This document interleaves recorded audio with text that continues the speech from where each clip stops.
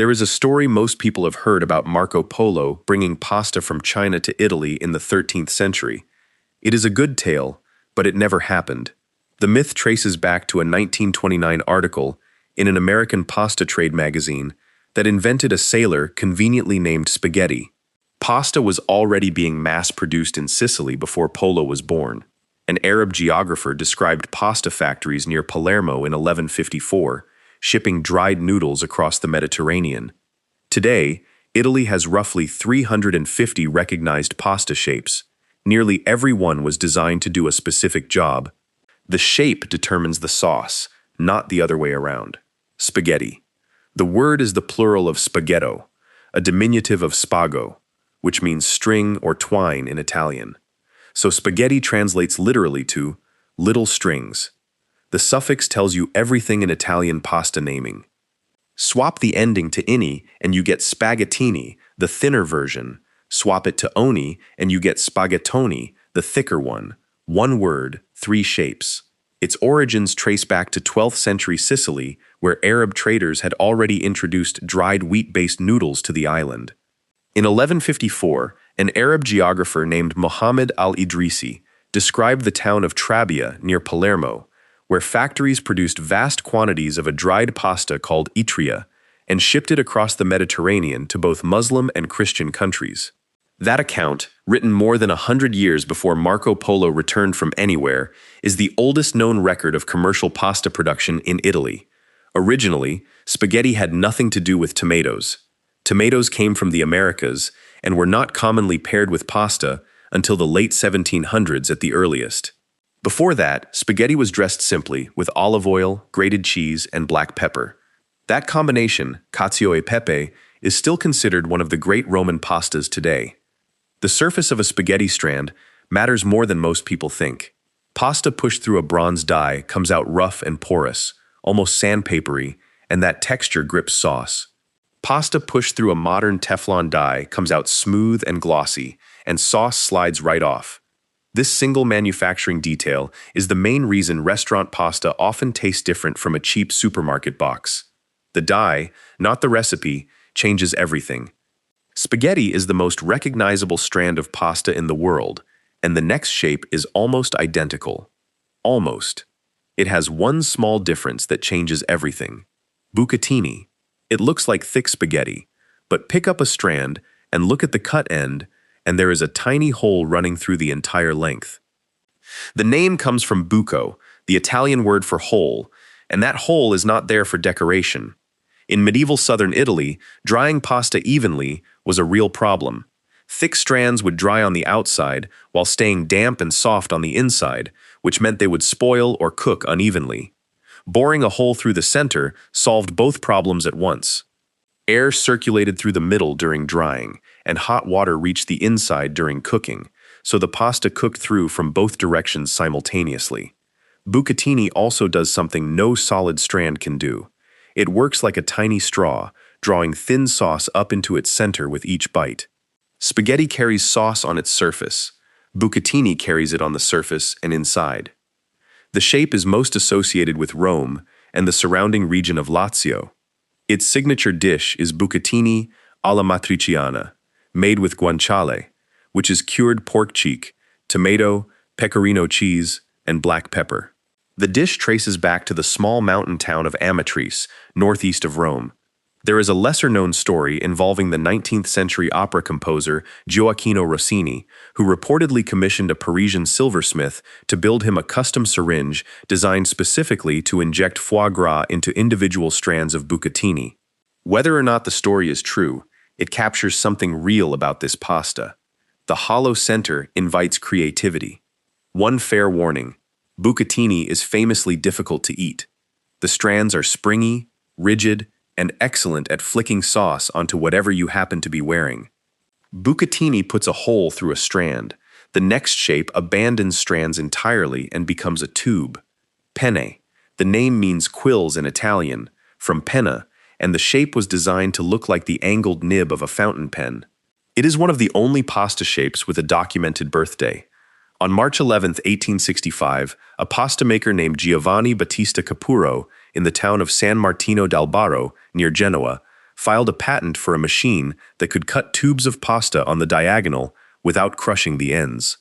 The patent document, still held in Rome's Central State Archives, notes that before this invention, the only way to cut pasta at an angle was by hand with scissors, producing an uneven, squashed result every time. The diagonal cut is entirely functional. The angled ends create points that scoop sauce, and the wider opening allows it to flow inside the tube. Add ridges on the outside, the version called penne rigate, and you have a shape designed to grip sauce from every direction. The smooth version, penne lisce, is less common and works better with lighter cream sauces where you want the pasta to glide rather than grab. Penne works with almost everything: arrabbiata, pesto, chunky meat sauces, baked pasta dishes. Its ability to hold its shape in a casserole without collapsing into mush made it one of the most widely eaten dried pasta shapes outside of Italy. There is an ongoing and entirely serious Italian debate about whether penne or rigatoni is the better tube. Rigatoni, the larger, wider cousin cut straight across rather than at an angle, traps more sauce and delivers a thicker chew. In Rome, rigatoni is the preferred tube, and the rivalry between the two is real. Order penne in a Roman trattoria that serves rigatoni alla matriciana, and you may get a look. Penne is all about the angle. The next shape takes a completely different approach to gripping sauce: fusilli. The name comes from fuso, the Italian word for spindle, and the traditional way of making this pasta is exactly what that name suggests. A piece of dough is wrapped around a thin rod, rolled against a wooden board, and pulled off, leaving behind a tight spiral. Italian women traditionally improvised with whatever thin tool they had at hand: knitting needles, umbrella spokes, pieces of wire. The shape was born from resourcefulness. Fusilli likely has Arab roots. In Sicily and Sardinia, similar spiral shapes are called busiata and busa, from the Arabic word bus, meaning the hollow reed the dough was wound around. Arab traders and settlers brought both the technique and the key ingredient, durum wheat, to southern Italy during the medieval period. Durum wheat gave pasta the structural strength to hold its shape after drying, something softer northern wheat could not do. What makes fusilli effective is simple geometry. The spiral creates a huge amount of surface area relative to its size, and every groove and twist becomes a pocket where sauce collects. It does not just sit on the outside the way it does on a flat noodle. It gets trapped in the curves and held there. This makes fusilli one of the best shapes for pesto, which is thick and sticky enough to cling, and for chunky vegetable sauces where small pieces of food nestle into the grooves. What most Americans call rotini is actually a tighter, machine-extruded cousin. Traditional Southern Italian fusilli has a looser twist, a rougher texture from the wooden board, and grips noticeably more sauce as a result. Fusilli is wound around a thin rod by hand. The next shape was never designed at all. It was invented to avoid throwing away dough, farfalle. The word means butterflies in Italian, though in English they are usually called bow ties. The shape dates back to the 16th century in Lombardy and Emilia-Romagna, and its origin is surprisingly practical. Women making filled pasta like capelletti or tortellini would end up with leftover scraps of dough after cutting out circles for the filling. Rather than throw the scraps away, they cut them into small rectangles with zigzag edges and pinched the center tightly, turning waste into an entirely new shape. It caught on so quickly that they eventually started making extra dough on purpose, just for the farfalle. The pinch in the center does something no other pasta shape does. It creates two very different textures in a single piece. The flat outer wings cook through completely and become soft. The pinched center, where the dough is compressed and folded over, stays thick and chewy. That contrast means you get two experiences in every bite without having to mix two types of pasta. Farfalle works well with cream sauces, light tomato sauces, and cold pasta salads where the wings catch dressing while the center adds structure. It also pairs commonly with smoked salmon in Italian cooking, a combination that became popular in the 1980s and remains a go-to in restaurants and home kitchens across northern Italy. In some parts of Lombardy and Emilia-Romagna, the same shape is still called strozzapreti, from the verb stringere, meaning to squeeze or pinch. The name describes the action of making the pasta rather than what it looks like. Same shape, completely different name depending on whether you are describing the process or the result. Farfalle started as leftover scraps. The next shape has been made the exact same way, in the exact same streets, for over 700 years. Orecchiette. The name means little ears, and once you see the shape, it makes perfect sense. Small curved discs, thinner in the center with a thicker raised rim, each one slightly different from the next, because every single piece is formed by hand. Orecchiette come from Puglia, the region that forms the heel of Italy's boot, and they have been made there since at least the 12th or 13th century. The process looks simple, but takes years to master. A rope of dough made from durum semolina and water is cut into small pieces. Each piece is dragged across a wooden board with the flat of a knife, creating a rough, textured surface, and then flipped over a fingertip to form the cupped shape. No machine can replicate the exact texture that the wooden board leaves behind, which is why hand-shaped orecchiette grip sauce in a way that factory versions cannot match. In the old quarter of Bari, Puglia's capital, women still sit outside their front doors and make orecchiette by hand on the cobblestone street, the same way their mothers and grandmothers did before them. You can walk through the narrow lanes of Bari Vecchia and buy them fresh, still drying on wooden racks in the afternoon sun. The tradition passes from mother to daughter, and the speed at which these women shape them has to be seen to be believed. The concave interior has a job. It scoops and cradles chunky sauces and holds small pieces of vegetable in place. The classic dish is orecchiette con lecime di rapa, made with broccoli rabe, garlic, anchovy, and chili flakes tossed in olive oil. The little cups catch the oil and trap the florets exactly where you want them. Orecchiette are shaped like ears. The next pasta is shaped after something far more provocative: tortellini. Small, carefully folded rings of filled egg pasta from Emilia-Romagna, and the legend behind their shape is one of the best stories in all of Italian food. According to the most popular version, the goddess Venus once stopped at an inn in the town of Castelfranco Emilia, which sits halfway between Bologna and Modena. The innkeeper, overcome with curiosity, crept to her door and peered through the keyhole. All he could see was her navel. Captivated, he rushed to the kitchen and shaped a piece of pasta in its image. This is why tortellini are sometimes called l'ombelico di Venere, Venus's navel.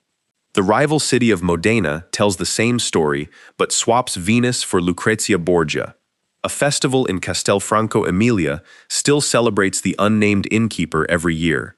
The truth behind the shape is more functional. The tightly sealed edges prevent filling from leaking out during cooking in hot broth. The word itself traces back through tortello to torta, meaning pie or cake, making tortellini essentially little pies.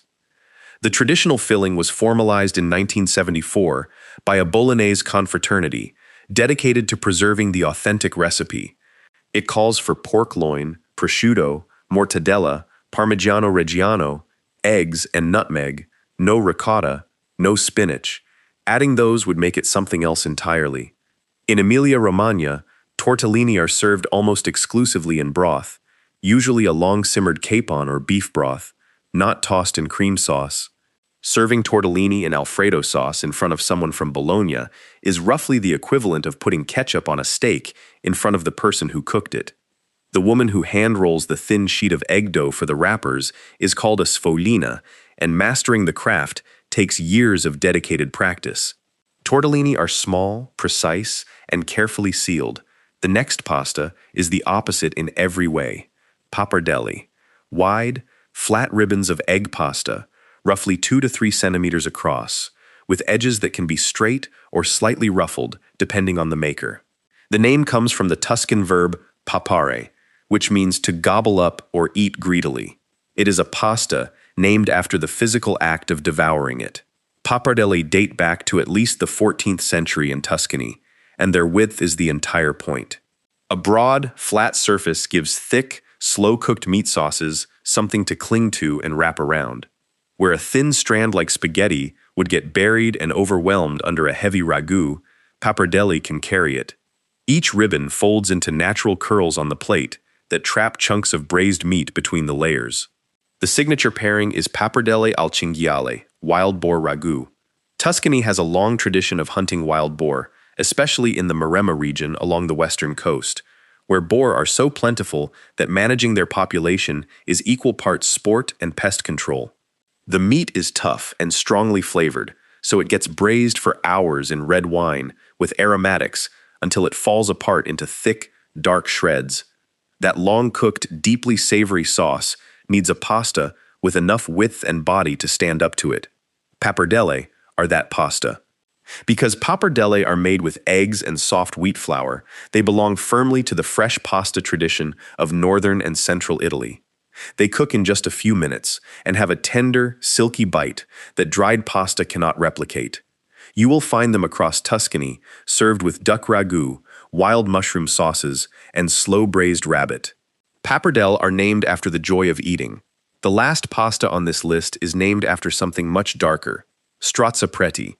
The name translates to priest stranglers. It is one of the most unsettling names in all of Italian food, and there are several stories behind it. These are hand-rolled, twisted lengths of pasta made from just flour and water, no eggs, traditional to Romagna, Emilia-Romagna, and parts of Tuscany. The shape is rustic and simple. A strip of dough is torn or cut and twisted between the palms, creating an elongated, irregular spiral with a rough, uneven surface. The most widely told explanation involves the Roman Catholic Church. For centuries under the Papal States, the Church collected taxes from rural farming families in the form of food, including eggs, cheese, and produce.